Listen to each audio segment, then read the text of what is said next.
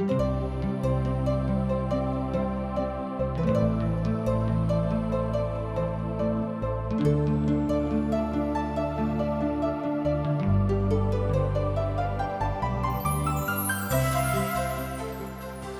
सब TWR द्वारा प्रस्तुत कार्यक्रम आशक इजोत देख रहल छी। यह एकटा सुनियोजित रूप से बाइबल के पुस्तक के अध्ययन थिको हैं। ई कार्यक्रम के उद्देश्य अछि कि लोग सब संसार के बनावे वाला परमेश्वर के उद्देश्य के जाने, कि हुनक इच्छा के अनुरूप चल चली। ई उद्देश्य के संग हम वह कार्यक्रम अहाँ के लेल प्रस्तुत कर रहल छी। कृपया क के देखू आ सुनू, जाय सो परमेश्वर अहाँ के सफल बनावे। आशा के इजोत मैथिली कार्यक्रम में हम एक बेर और अहाँ के अभिनंदन प्रभु यीशु मसीह के मीठ आ पवित्र नाम से कह रहल छी। हमरा सब पुनः एक बेर परमेश्वरक वचन अध्ययन करबाक लेल उपस्थित छी। हमर पूर्ण विश्वास है जे अहाँ सब तैयार होइबे, कियाक त हमरा सभक ई काले अछि। एही काल में हमरा सब परमेश्वरक वचनक अध्ययन करैत रहै छी। हमरा सब आजुक दिन 2 कुरिन्थियों पोथी तकर 12 अध्याय आ तकर जे बचल भाग छल, अर्थात 8 पद से ल क 21 पद धरि अध्ययन करब। एहिठाम प्रेरित पौलुसक ईश्वरीय दर्शनक विषय में बतायल गेल अछि। एक बेर आर ध्यान दियौ। एहिठाम प्रेरित पौलुसक ईश्वरीय दर्शनक विषय में बतायल गेल अछि। प्रेरित पौलुसक ईश्वरीय दर्शनक विषय पर हमरा सब पहिल दिन अध्ययन कयने छलहुँ हैं। आजुक दिन हमरा सब ओहि विषय पर अध्ययन आगाँ ल जायब। पौलुस देही सहित आर देही रहित आध्यात्मक अर्थात एना बाजियो कि आध्यात्म के महानतम विषय के दिश ल जाइत छथि। एहि विषय पर हमरा सब आजुक दिन कथा करब और विशेष गंभीर भ क। एहि विषय पर हम प्रभु से 3 बेर विनती कैलहुँ हैं जे ई कांटा हमरा से दूर भ जाए के। एहिठाम साधु पौल ओहि कांटा के विषय में बात कर रहल छथि, जाहि विषय पर हमरा सब एहिसँ पहिल दिन बात केने छलहुँ हैं। एहिठाम साधु पौल कांटा हटेबा के विषय पर कथा कर रहल छथि। ओ हमरा से कहलेन, हमर अनुग्रह अहाँक लेल बहुत अछि, हमर सामर्थ्य निर्बलता में सिद्ध होइत अछि। ए बातक अहाँ 8 आ 9 पद में एहिठाम देख सकैत छी। तहन हमरा संगे आउ, अहूँ ए पदक एक बेर आर देखियौक। ओ हमरा से कहलेन, हमर अनुग्रह अहाँक लेल बहुत अछि, हमर सामर्थ्य निर्बलता में सिद्ध होइत अछि। ए बातक 2 कुरिन्थियों पोथी तकर 12 अध्याय आ तकर 8 आर 9 पद में बतायल गेल अछि। आब एहिठाम हमरा सब देख सकैत छी जे साधु पौलक मुख्य समस्या छल हुनक कमजोर नजर। कियाक त जहन ओ गलतियों के विश्वासी के लिखैत छथि, तहन ओहि काल में ओ बाजैत छथि जे अहाँ बड़का बड़का अक्षर में लिखू। ई बताबैत अछि जे हुनक नजर आब कमजोर भ गेल रहनि। एहिठाम हमरा लोग देखैत छी कि साधु पौल दैहिक रूपे आब कमजोर भेल जा रहल छथि, कियाक त एहि संसारक नियमे थिक जे एहिठाम आयल छथि। एहिठाम से एक ने एक दिन हुनका विदा होयबाक छनि। हमरा सब ओहि बातक ऊपर विश्वास बा विचार करब जे हुनका में अर्थात साधु पौल में जे कांटा छलनि तकरा कोना निकालल जा सकै छै। प्रभु हुनक प्रार्थना के 3 बेर अस्वीकार क देने रहथि। एकर अर्थ त ई नहि भेल बा हमरा लोकनि नहीं लगा सकलहुँ हैं जे प्रभु के उत्तर नकारात्मक रहन। हमर श्रोता मित्र, हमर भाई बहन, बहुत बेर प्रभु के बात हमरा लोकनि देरी से बुझैत छी बा हमर प्रार्थना के उत्तर बहुत बेर देरी से अबैत अछि। एकर मतलब ई नहीं भेल जे प्रभु के उत्तर हमरा दिस नकारात्मक रहैत छनि। हमरा सब प्रभु के किछ बातक विषय पर उत्तर देबाक लेल कहैत रहैत छी, जहन कि ओहि काल में हुनक उत्तर रहैत छनि। नहीं जँ कोनो बातक उत्तर नहीं जे भ सकैछ बा देल जा चुकै छै, तकरा ऊपर हुनका किछो कहैत छथि। अर्थात हुनक उत्तरक प्राप्ति के बादो हमरा सब और उत्तरक आशा राखैत छी बा राख सकलहुँ हैं। एहिठाम साधु पौल बता रहल छथि कि अहाँ प्रार्थना क चुकल छी, अहाँ प्रार्थना में निरंतर लगातार लागल रहैत छी, अहाँक उत्तर नहीं भेटैया। एकर मतलब ई नहीं भेल कि प्रभु परमेश्वर अहाँक दिस नकारात्मक छथि। ओ पौलुसक उत्तर दऽ चुकल छथि जे हमर अनुग्रह अहाँक लेल बहुत अछि। एहिठाम ध्यान दियौ, ओ पौलुसक उत्तर दऽ चुकल रहथि। ओ कहैत छथि जे हमर अनुग्रह अहाँक लेल बहुत अछि। एहि बातक हमरा लोकनि 8 पदमे देखलहुँ आजुक दिन। ओ कहलनि, जँ काँटा हम नहि हटायब तऽ ओ काँटाके नहि हटौताह। एहि बातक प्रयास अहाँ कऽ सकैत छी। एकर अर्थ ई भेल जे परमेश्वर हुनका दुख दऽ कऽ हुनक जिन्दगीके आओर बेसी सार्थक कऽ रहल छथि। अर्थात एहिठाम साधु पौल प्रार्थना कऽ रहल छथि, हे प्रभु, जे काँटा अहाँ हमरा देने छी तकरा अहाँ हटा लियौक। मुदा प्रभु हुनक काँटाके नहि हटा रहल छथि। कारण की अछि? जे पिता परमेश्वर ई चाहैत छथि जे हुनक बात जे परमेश्वरक महिमासँ बढ़ि कऽ अबैत अछि तकरा एहिठाम बताओल जा सकैछ। अर्थात अहाँके कमजोर दर्शन अहाँके कमजोर कऽ दैत अछि। ध्यान दियौ, अहाँके कमजोर दर्शन अहाँके कमजोर कऽ दैत अछि।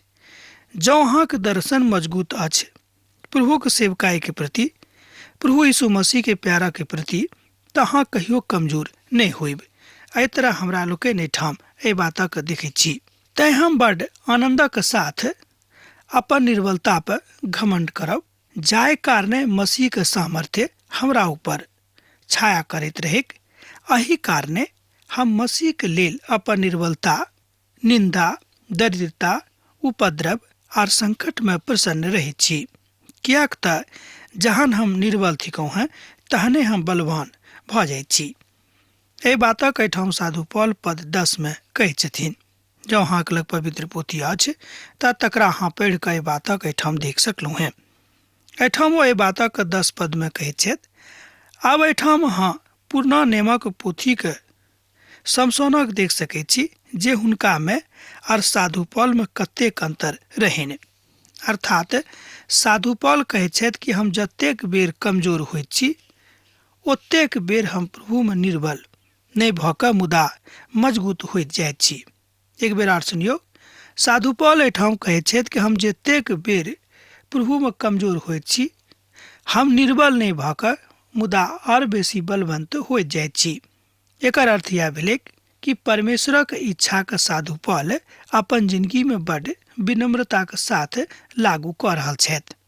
ओ चाहैत छथि कि हुनका जिंदगी में परमेश्वरक महानता, परमेश्वरक वाचा बड्ड विनम्रताके साथ लागू होइक। परमेश्वरक आत्मा सैमसनक ऊपर आयल छल आर ओ सामर्थी बनि गेलाह। लोक अपन दैहिक क्षमताके आर शक्तिके ऊपर विश्वास करैत छथि, मुदा तहन एकटा दिन आबैत अछि बा हुनको जिंदगी में एकटा एहन दिन आयल छलनि जाहि दिन में ओ कमजोर भऽ गेल रहथि। मुदा परमेश्वर कमजोर मनुखक सेहो उपयोग कऽ सकैत छथि। अर्थात परमेश्वर कमजोर मनुखक सेहो अपन उपायके लेल ठाढ़ कऽ सकैत छथिन।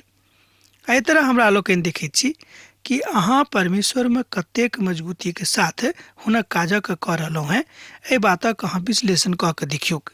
अहाँ कतेक कमजोर छी तकरा ऊपर अहाँ विचार नहि करियौक। एहिठाम हमरा लोकनि देखलहुँ कि साधु पौल कमजोर भऽ गेल छथि आर हुनका आँखिसँ बड्ड कम इजोत आबैत छनि।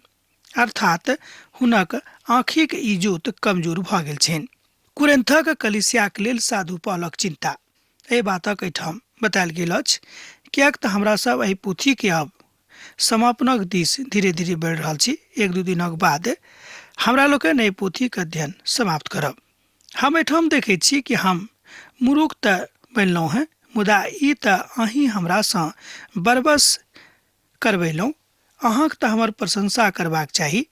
एना तऽ हम किछु नहि, मुदा हम ओहि पैघमेसँ पैघ प्रेरितसँ केकरोसँ कम नहि थिकौं। एहिठाम साधु पौल पुनः अपन प्रेरित होयबाक बातक कहैत छथि आ तकर अधिकारक ओ पुनः एक बेर आर दोहरियाबैत छथि। एहि बातक अहाँ एहिठाम देख सकैत छी 11 पद में। साधु पौल बहुत बेर अहूमे से पूर्व माफी मांगने रहथि बा अहूसँ पूर्व एहि बातक बखान केने रहथि जे कुरिन्थक विश्वासीके कोना कऽ हम मजबूत कऽ दियै। एहि सबटा बात में साधु पौलक के केटा मनसा लुकायल रहन। वो चाहैत रहत कि हम कुरिन्थक विश्वासी के आ हुनक मनसा के प्रभु यीशु मसीह में मजबूत कऽ दियनि। मुदा साधु पौल कहैत छथि जे ओ और प्रेरित में से केकरो से कम नहीं थिकौ हैं। मुदा साधु पौल पुनः अपना आप के प्रभु यीशु के प्रेरितक रूप में प्रयुक्त कऽ रहल छथि। प्रेरितक लक्षण सेहो अहाँ के बीच में समाप्त करबाक धीरज के सेहो अहाँ सहि सकैत छी वा तकरा चिन्ह रूप में देख सकैत छी। एहि अद्भुत काजक और सामर्थ्यक काजक देखऽ वाला के गेलाहा, अर्थात देखऽ वाला के छथि। एहि बातक अहाँ एहिठाम 12 पद में सत्यापित कऽ सकैत छी। जँ अहाँक लग पवित्र पोथी अछि तऽ हमरा संगे अहूँ देखियौ के प्रेरितक लक्षण सेहो अहाँक बीच में समाप्त करक धीरजक सहित चिन्ह, अद्भुत काज आर सामर्थ्यक काजक देखावल गेल। एहि बातक एहिठाम साधु पौल बता रहल छथि कुरिन्थक विश्वासी के।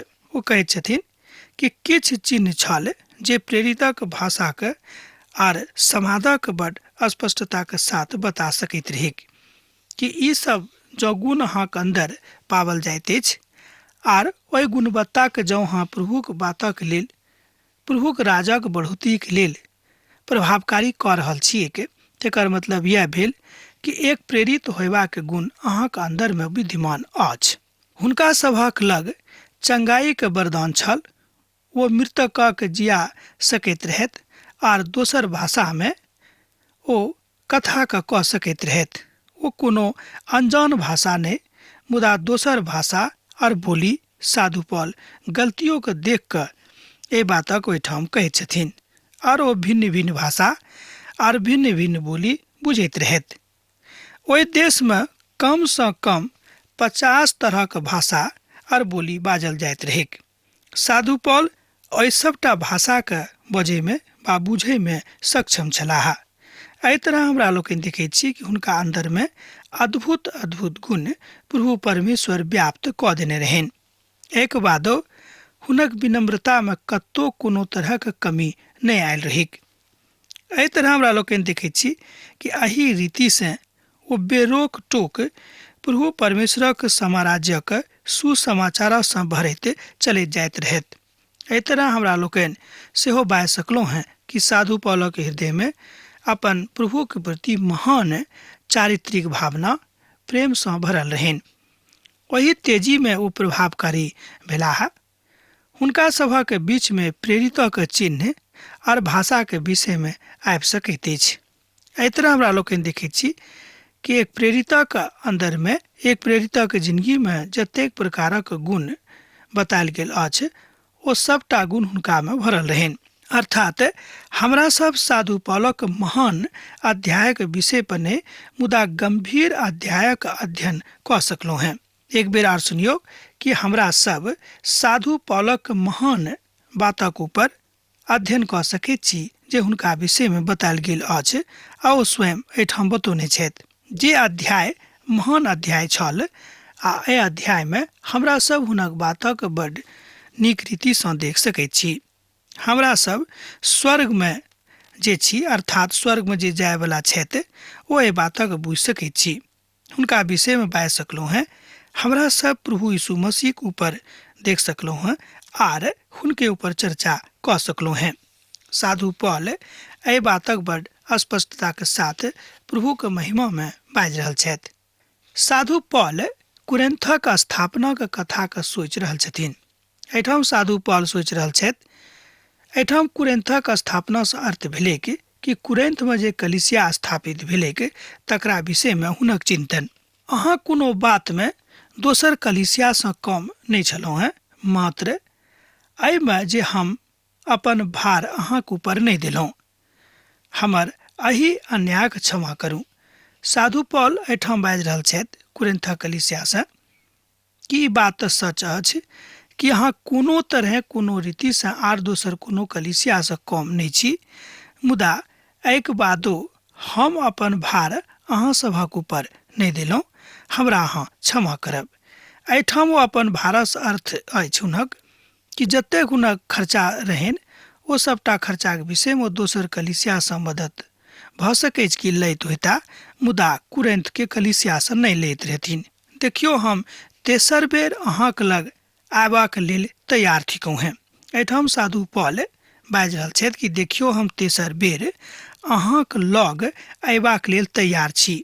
हम अहाँक ऊपर कोनो भार नहीं डालब, किएक तऽ हम अहाँक संपतक ने मुदा अहाँक चाहैत छी, किएक तऽ अहाँक संतानक माय बाबूक लेल धन इकट्ठा नहीं करबाक चाही, मुदा एहि तरह हमरा लोकनि बुझैत छी कि हमरा लोकनि किनका लेल धन इकट्ठा कऽ रहलहुँ हैं। एहि बातक अहाँ 14 पद में देखियो हमरा संगे एक बेर। एहिठाम एहि तरह बतायल गेल अछि, देखियो हम तेसर बेर अहाँक लग अयबाक लेल तैयारी कऽ रहलहुँ हैं। हम अहाँक ऊपर कोनो तरहक भार नहीं देब, किएक तऽ हम अहाँक संपतक नहि मुदा अहाँक चाहैत छी, किएक तऽ संतानक माय बाबूक लेल धन इकट्ठा नहीं करबाक चाही, मुदा बाबूक संतानक लेल। एहिठाम साधु पौल एकटा विनम्र व्यक्तिक जकाँ जे स्वभाव प्रभु यीशु मसीह के लोक के रहबाक चाही तकरे जकाँ एहिठाम ओ बता रहल छथि। एहिठाम साधु पौल ओहि बातक अभिव्यक्ति कऽ रहल छथि जे बातक एहिठाम बड़ सुंदरता के साथ परिलक्षित कयल गेल छैक। एहि बातक अहाँ एहिठाम 13 और 14 पद में देख सकैत छी, जँ अहाँक लग पवित्र पोथी बाइबिल अछि। अहाँ ध्यान दियौ, साधु पौल हुनका सभक लेल धार्मिक माता पिता छलाह। एहि बातक ओ स्वयं 14 पदक आखिरी प्रभाग में स्वीकार कयलथि। ओ हुनका सभक प्रभु यीशु मसीह लग आने में मदद केने रहथि आ अगुवाई सेहो केने छलाह आ कलिसिया के स्थापना में सेहो मदद केने रहथि। एहि तरह हमरा लोकनि देखैत छी कि प्रभु के कलिसिया के मजबूत करे में हुनका बड़ आनंद आबैत रहनि। हम अहाँक आत्मा के लेल बड़ आनंदक साथ खर्च करब, मुदा अपनो आप के खर्च कऽ देब। जतेक बढ़ि कऽ हम अहाँ से प्रेम करैत छी, तहन कि अहाँ सब ओतबे धैर्य बा हमरो से प्रेम करब। एहि तरह एहिठाम साधु पौल हुनका सबसँ पूछि रहल छथि। पद 15 में ओ कहैत छथिन कि जतेक बढ़ि कऽ हम अहाँ से प्रेम करैत छी, तहन कि अहूँ सब ओतबे धैर्य हमरा से प्रेम करैत रहब बा करब। एहिठाम साधु पौल बता रहल छथि कि हमर प्रेम जे अहाँक लेल अछि, कि अहूँ ओही तरहक प्रेमक हमरा लेल राखलहुँ हैं। यह बात आजुक दिन प्रभु यीशु मसीह अहाँ सँ हमरा सँ पूछि रहल छथि। यौ हमर धियापुता, कि हम जतेक प्रेम अहाँ से करैत छी, कि अहूँक लग ओतबे प्रेम हमरा लेल अछि। ई बड़ गंभीर कथा थिक जँ हमरा सब एहि तरह से प्रेम प्रभु यीशु मसीह सँ नहीं राखैत छी बा नहीं करैत छी। कि जतेक प्यार हम अहाँ से करैत छी, कि अहाँ अहू से बढ़ि कऽ बा ओतबे प्यार हमरो से राखैत छी। ई तऽ थिका, अर्थात अहाँ बाजि सकलहुँ हैं कि ई तऽ थिक शिकायतक एकटा शैली भऽ सकैत छै। एना लागैत अछि हमरा, कि नहीं अहाँ की सोचैत छी? मुदा परमेश्वरक आत्मा हुनक स्वर्गीय स्थिति के बता रहल छथि, अर्थात स्वर्गीय आत्मा के महा आनंद साधु पौलक हृदय में झंकृत भऽ रहल छनि, अर्थात चकचका रहल छनि। एहि विषय पर कथा करबासँ मना हम नहीं करब, किएक तऽ प्रभुक आत्मा जँ अहूँक हृदय में कथा कऽ रहल अछि तऽ अहूँ खूब नीक रीति सँ कथा करियौक आर परमेश्वरक महिमा में स्वयं के प्रस्फुटित कऽ दियौक। एहिठाम हमरा लोकनि देखैत छी कि जतेक बात परमेश्वरक महिमा में अहाँक संगे भऽ रहल अछि, ओतबे बात हमरो सभक एहिठाम बुझबाक अछि। एहिठाम ओ बता रहल छथि कि यीशु की अपन सतावे वाला सँ प्रेम नहीं राखैत रहथि, कि हुनका सँ ओ घृणा करैत रहथिन। प्रश्न बड़ पैघ अछि, मुदा उत्तर अहाँ दऽ सकलहुँ हैं, किएक तऽ अहाँ सब पवित्र पोथी के क्रमबद्ध अध्ययन में लागल छी। एहिठाम बतायल गेल अछि कि प्रभु यीशु मसीह हुनका सँ प्रेम नहीं करैत रहनि जे हुनका सँ घृणा राखैत रहथि। बड़ स्पष्ट अछि कि प्रभु यीशु मसीह के हुनका सँ प्रेम रहनि। प्रभु यीशु मसीह अहाँ से प्रेम करैत अछि, मुदा अहाँके पाप सँ ओ प्रेम नहीं करैत छथिन। अहाँ बाजि सकलहुँ हैं कि प्रभु यीशु मसीह पापी सँ प्रेम करैत छथि, मुदा पाप सँ प्रेम नहीं करैत छथि। अब स्पष्ट भऽ गेल होइत। एना भ सकै छै जे हम अहाँके ऊपर बोझ नहि देलहुँ हैं, मुदा चालाकीसँ अहाँके फंसा देलहुँ हैं। एहि बातक एहिठाम अहाँ देखै छी 16 पदमे 12 अध्यायके। ओहिठाम हमरा लोकनि देख सकैत छी बा बाजल जाइ छै, जाहिसँ अहाँके प्रभु यीशुके लेल बड्ड चालाकीसँ जितबाक प्रयास कऽ रहलहुँ हैं। मुदा एक बातक आज्ञा हमरा प्रभु यीशु मसीहसँ प्राप्त रहत, कियाक हम हुनका दिससँ नियुक्त हुनक प्रेरित थिकहुँ हैं। तैँ ई बाचा हम प्रभु यीशु मसीहके सङ्गे बान्हने छलहुँ हैं कि हम कोनो अवस्थामे रहब, कतहु रहब, मुदा हे प्रभु हम अहाँके लेल काज करैत रहब। एहि बातक हमरा लोकनि देखैत छी कि जहियासँ साधु पौलके प्रभु यीशुक सङ्गे ने भऽ गेलनि, अर्थात दमिश्कक बाट दऽ कऽ जहिया ओ जा रहल छलाह आर प्रभुके पुकार भेटलनि आ ओ प्रभुके स्वीकार कयलथि कनि कालक बाद, मुदा ओही कालसँ साधु पौलक हृदय यीशुके लेल खुजि गेल रहनि। एहि तरह हमरा लोकनि देखैत छी कि हुनक हृदयमे परमेश्वरक महान भावना, महान प्यार आबि गेल रहनि कि जिनका हम अहाँके लग पठेलहुँ हैं, कि ओहिमे सँ केकरो द्वारा अहाँके ठगल गेलहुँ हैं, बा केओ किछु छल कऽ कऽ अहाँके लगसँ लऽ गेलाह।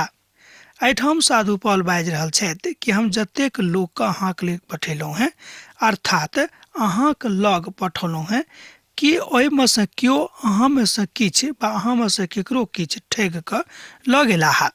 एहि बातक अहाँ एहिठाम पद 17 देख सकैत छी आ तकरा बाद पद 18 में बातक बतायल गेल अछि कि तीतुसक जहन हम अहाँके लग पठेलहुँ हैं तऽ तीतुसके अहाँ सभक लेल किछु करबाक रहनि।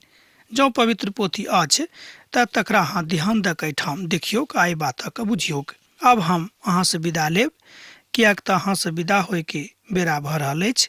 पाती लिखैत रहब, हमरा बिसरायब नहि। यीशुके नेह अहाँके जिंदगीमे सैद घड़ी बनल रहेक। आमीन। हमरा विश्वास अछि कि ई कार्यक्रम अहाँके लेल लाभदायक सिद्ध भेल अछि। हम चाहै छी कि अहाँ अपन आशीषके हमरा संग साझा करू। जँ अहाँके नजीक बाइबलसँ, जीवनसँ संबंधित कोनो प्रकारके प्रश्न भऽ सकैत अछि तऽ अपन समस्याके लेल प्रार्थना करबाके लेल जँ चाहै छी तऽ हमरा फोन पर जरूर संपर्क कऽ सकैत छी। परमेश्वर अहाँ सबके एकटा सुखद आनंदित दिन प्रदान करैक।